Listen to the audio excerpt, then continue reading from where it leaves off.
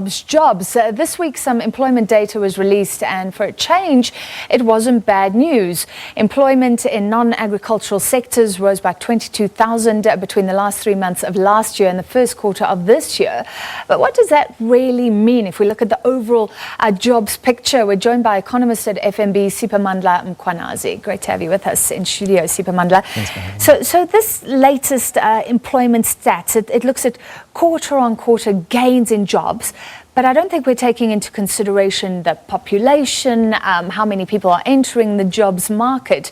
So what does it really tell us? Look, the QES data really just tells us about the number of net jobs that were created or lost in the first quarter. You're quite right. It doesn't tell us about the number of people who are looking for jobs but are unable to find employment. It doesn't tell us about the number of new graduates that are entering the job market. So really what it intends to do is to give a picture of job creation, not necessarily the level of unemployment.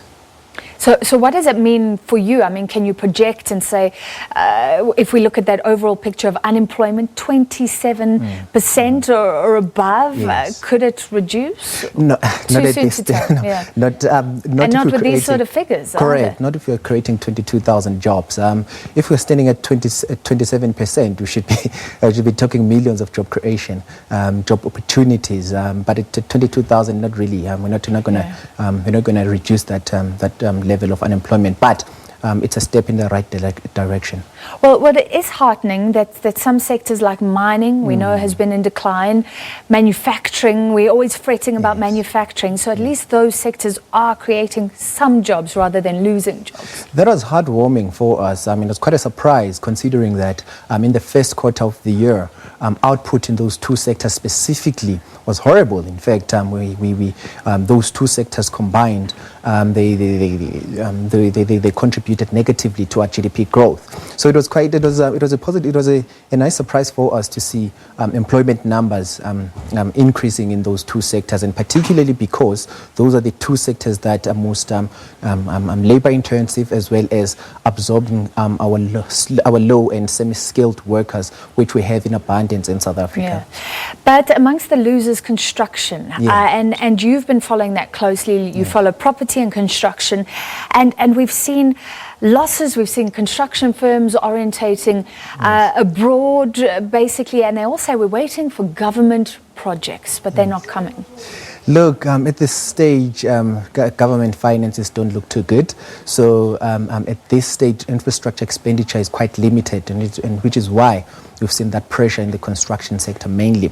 So at this stage, we should be coming from the private sector, but there's loss of confidence in the private sector. The private sector is not as confident in the South African economy as consumers, for example.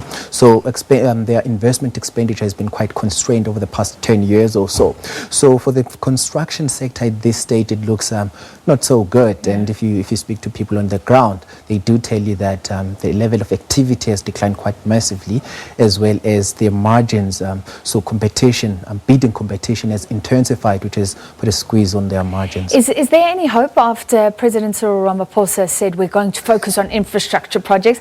I have heard this a lot over the last few years. Well, it has come up a couple of times. What's lacking, though, is... And let's just clarify, we're talking about bridges, roads, correct, things that South Africa desperately needs. Things that are going to improve the capacity of our economy. So that's what we desperately need. But looking at the finances, I don't see that coming at a level that it should. We could get a couple of projects there and there, but it's going to be quite limited. So if you speak to the people on the ground in the construction sector, they tell you that in the short term, really, there isn't much that they are looking forward to. If you look at their order books, for example, they do show that there's not much coming in the form of pipeline supply. So for the construction sector, we're looking at next year when the economy turns for some activity to come into the market. All right, so some skepticism, no infrastructure boom expected after the State of the Nation. Thank you very much, Economist Siphamandla Mkhwanazi from FNB.